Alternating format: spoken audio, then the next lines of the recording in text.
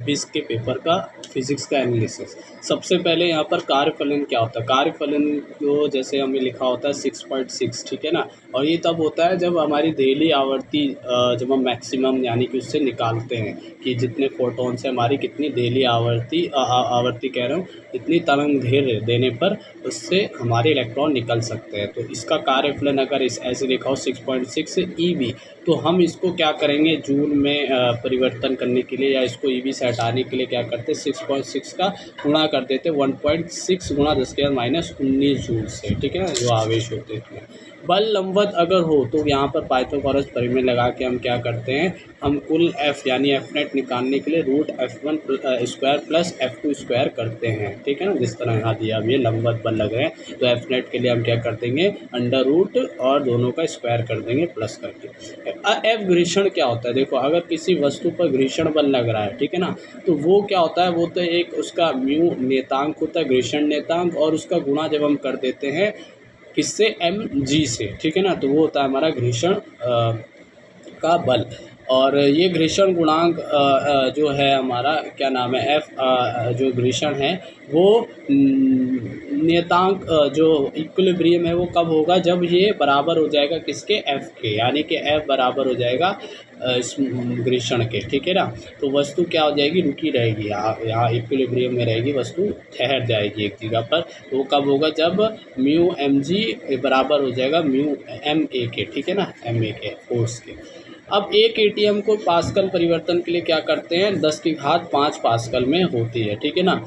वृत्त जो है सर्कल और जो स्फेयर है गोला, उसके फॉर्मूले क्या क्या है, जैसे हमें पता है रेडियस r होती है, डायमीटर 2r होती है, और इसको जब हम परिधि निकालते हैं तो यहाँ पर सर्कल में क्या हो जाती है 2πr हो जाती है, ठीक है, परिधि, और एरिया निकालते हैं तो πr स्क्वायर हो जाती है। और अगर हमें क्या निकालना है अर्धगोले या अर्ध किसके लिए निकालना है, सर्कल के लिए निकालना है, वृत्त के लिए, तो क्या करते हैं हम भाग दे देते हैं 2 से।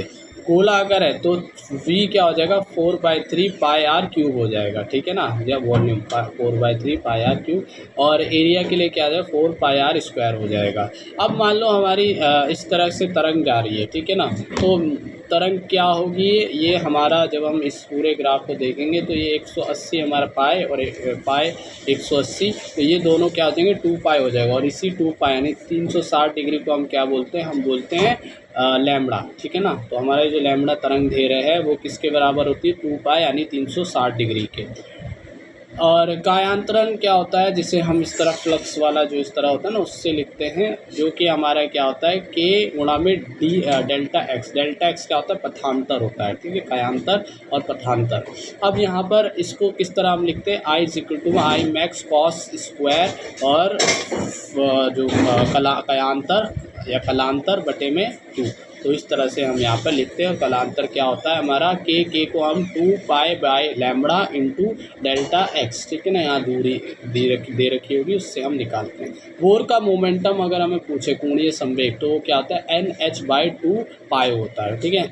ई एनर्जी क्या होती है बोर के, उसमें वो होती है -13.6 जोड़ा में 10⁻² और अगर हम R की बात करें तो होती है 0.53 n² होती है, ठीक है, और ये एंगस्ट्रॉम में है। और V की बात करें तो होती है हमारी 2.19 गुणा 10⁶ Z/n होती है, ठीक है।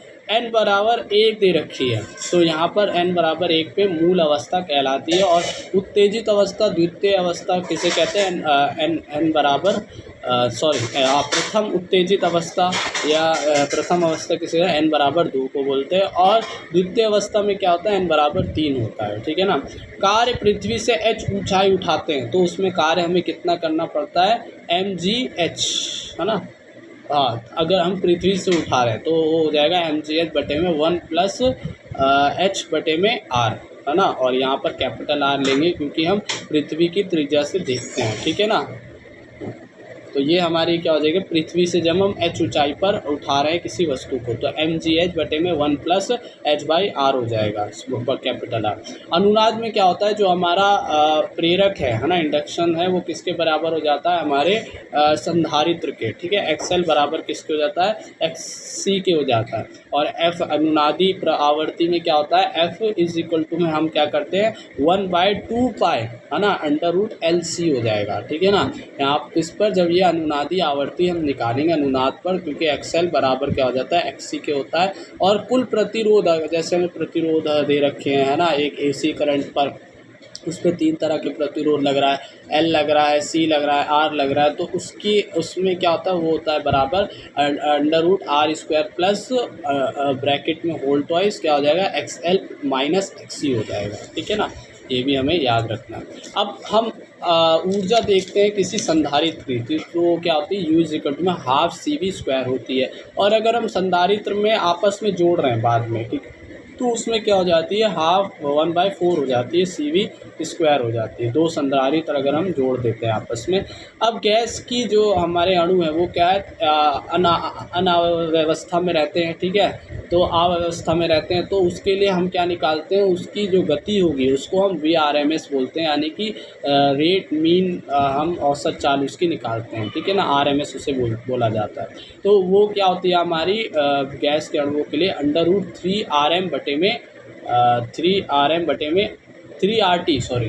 बटे में m होती है, ठीक है ना, 3RT √3RT बटे में m क्या है, मोलर मास। तो जहाँ भी हम गैस के RMS निकालेंगे तो वहाँ पर हमें मोलर मास पता होना चाहिए। और इससे रिलेटेड सवाल क्या बना था कि जो 2 परमाणु गैसें हैं है ना, उसका मोलर मास दे रखा है, तो उसका VRMS बताना है अनुपात में, तो वो हमें इस तरह से पता लगाना था।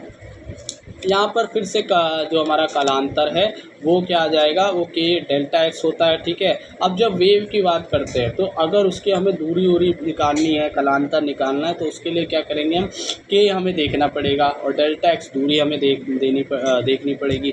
तो उसके लिए एक स्टैंडर्ड फार्मूला होता है y में A cos और अंडर ब्रैकेट में ω/t plus minus KX plus कालांतर, ठीक है। तो इसमें जो K होगा, जो भी वैल्यू दे रखी होगी वो हमें देखनी है, और अगर बाहर मल्टीप्लाई में है तो उसको भी देखकर हमें K की वैल्यू यहाँ रखनी है। ΔX दिया होगा तो हम उससे कालांतर वेव के अंदर निकाल सकते हैं। FB अगर हम फोर्स लगा रहे हैं किस में, जब चुंबकीय क्षेत्र है, तो उसमें हमारा क्या हो जाएगा, उसमें हमारा जो फॉर्मूला होगा बल का वो हो जाता है QVB, है ना। V क्या है, वेग है, और Q आवेश है, और B हमारा चुंबकीय क्षेत्र है। QVB और ये क्रॉस में है तो QVB sin थीटा होगा। और अगर हम EMF की बात करें, है ना, जो वोल्टेज है किसके अंदर, किसी बैटरी और ये सब हम वो बात करते हैं, तो EMF क्या हो जाएगी, वो हो जाएगी बराबर VIL, ठीक है। V यहाँ पर फिर से क्या है VLB, है ना, या हम कैसे BLB। तो वो हमारी क्या, V हमारा क्या है, वेग है, और L हमारा क्या है, लंबाई है तार की, और B हमारा क्या है, चुंबकीय क्षेत्र है। रिंग की अगर हम बात करें, या डिस्क की, होलो स्फेयर की, या सॉलिड स्फेयर की, किसकी, जड़त्व आघूर्ण की, कि किसी वस्तु को घूमने से रोकने के लिए या घुमाने से रोकने के लिए जो उसके अंदर गुण होता है उसे हम जड़त्व आघूर्ण बोलते हैं, आई से इसे बताते हैं। तो वो हमारा अक्ष पर अगर होता है, ठीक है ना, वो अक्ष पे लग रहा होता है, अक्ष पर होती है कोई वस्तु जैसे रिंग, तो वो होता है mr²। और अगर वो अक्ष से दूर होता है तो वो होता है कैपिटल mr²/2 हो जाएगा, जब कोई वस्तु कैसी हो, चकती हो या रिंग हो, है ना, डिस्क हो या फिर रिंग हो। और जब हम इसको दूर से, अक्ष से दूर देखें तो कैपिटल mr² बटे में 2 और प्लस md² भी करेंगे, ठीक है। और अगर हम डिस्क की बात करें तो वो क्या हो जाती, वो होती है हमारी अक्ष पर घूम रही, तो हाफ mr² होती है। और अगर अक्ष से दूर है तो वो क्या हो जाएगी, हाफ नहीं, एक और बार 2 से क्या हो जाएगा, उसका डिवाइड हो जाएगा 1/4 कैपिटल mr² प्लस md² हो जाएगा, ठीक है। और अगर होलो स्फेयर की बात करें तो 2/3 mr² होता है। और इसमें जब हम क्या कर देंगे, यानी कि अक्ष से दूर होगी तो उसमें by2 मल्टीप्लाई नहीं होगा, बस यहाँ पर क्या हो जाएगा, md² प्लस में आ जाएगा, 2/3 कैपिटल mr² प्लस md² हो जाएगा। सॉलिड स्फेयर में क्या होता है हमारा, यहाँ पर 2/3 था, यहाँ पर 2/5 हो जाएगा, 2/5 mr²। और जब अक्ष से दूर होगी तो प्लस में md²। टर्मिनल वोल्टेज हमें निकालनी हो, जैसे कि किसी चार्जिंग डिस्चार्ज हो रही वस्तु की अगर हमें निकालनी है, ठीक है, चार्जिंग जिसकी घट रही है, तो वो क्या हो जाएगा हमारा, वो हो जाएगी हमारी EMF माइनस का IR हो जाएगी, ठीक है। और अगर चार्ज हो रही है वस्तु चार्जिंग में पॉजिटिव टर्मिनल में, तो हमारा V क्या हो जाएगा, EMF प्लस IR हो जाएगा, ठीक है। नाभिक R जो होता है, नाभिक R जो होता है वो किसके बराबर होता है, R0 A जो हमारा क्या है, मोलर द्रव्यमान संख्या है, ठीक है, मोलर वैल्यू बोल लो, द्रव्यमान संख्या बोल लो, मोलर कह रहा हूँ, मास वैल्यू बोल लो, तो वो A क्या होती है, 1/3 होती है, ठीक है, पावर में 1/3 होती है। तो ये क्या है, यानी कि R जो हमारी त्रिज्या है किसी नाभिक की, वो किसके ऊपर डिपेंड कर रही है, A पावर 1/3 पर, यानी कि उसकी द्रव्यमान संख्या पर। और जब हम V की बात करते हैं तो वो जो होता है आयतन डायरेक्टली प्रोपोर्शनल किसके होता है, A के, ठीक है ना, उसकी द्रव्यमान संख्या के क्या होता है, हमारा आयतन होता है नाभिक में। आवर्तकाल क्या होता है, कुल समय बटे में कुल जो हमारे चक्कर हैं वो, ठीक है, कुल समय बटे में कुल दोलन, ठीक है, तो उसको हम क्या कह सकते हैं, 1/f बोल सकते हैं, ठीक है, कुल समय हो गया और 1/f हो जाएगा। तो इसीलिए हम कहते हैं फ्रीक्वेंसी क्या होती है, 1/में आवर्तकाल होती है, 1/में t होता है।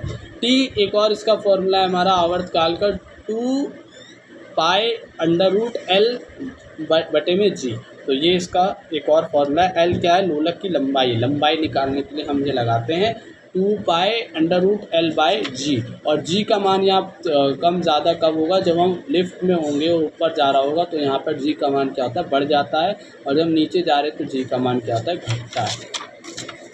Q क्या होता है, Q हमारा आवेश है जो कि संधारित्र और वोल्टेज के गुणा में होता है, QCV होता है, ठीक है ना।